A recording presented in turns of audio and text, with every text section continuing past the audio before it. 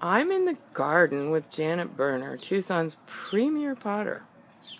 And I haven't seen her in so many years. She has come up with new things to do in the kiln.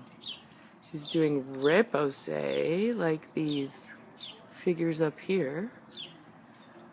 Her classic work, like those plates, and the raku that you see back there. So Janet is a mistress of many techniques.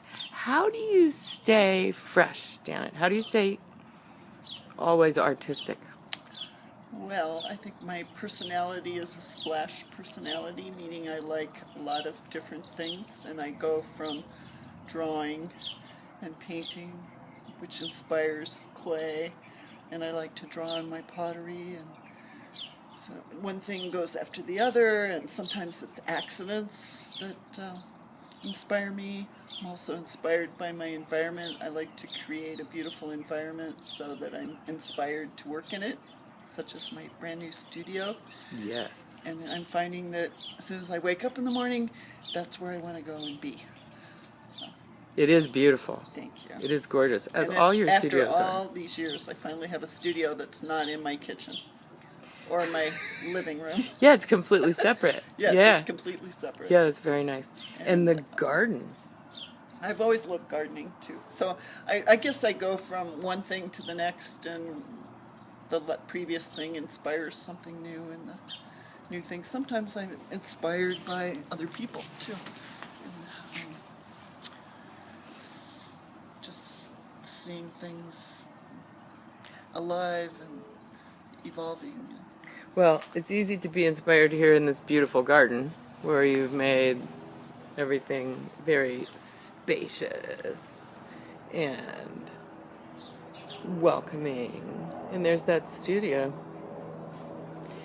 And I'll always love to make functional pottery, but I go back, I'll maybe make dinnerware for someone, and after you get in the rhythm of throwing and throwing and throwing, then I want to sculpt. Then I want to be totally creative, and I don't want to have to do it for anybody else, just for myself. And I find those pieces sell too.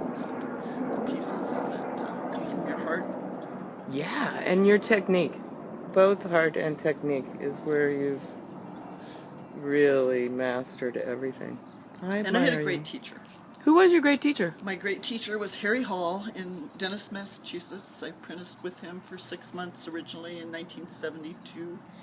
And then for about 35 years I worked next to him. And he was quite the artist. He started out as a sculptor also. So I started sculpting right from working with him in 72. Was that the first thing you did before you threw on the wheel? No, I worked on the wheel first. And he also trained me on the wheel too. He was a magnificent potter in all aspects, as well as an artist. And then I've also drawn always since college. I got a degree in microbiology, and by the time I was graduating from college, I knew I didn't want to be a microbiologist. I happened to meet him. He changed my life.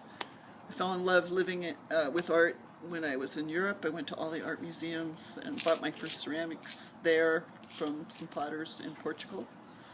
And then I came back here and wanted to do art, and I was done with my microbiology, so my senior year of college I took art classes. And I fell in love with ceramics right from the beginning. I was passionate about it. It's kept my interest all these years, which I'm on 44 years now. I'm glad it's kept your interest because the work you do holds my interest. Great. And I would like to add that you are a great teacher. Even though when I worked with you, you weren't really my teacher, I picked up some great inspiration from you. Oh, good. Mostly on raku. So, thank you for being a great artist and staying in Tucson. It's my home.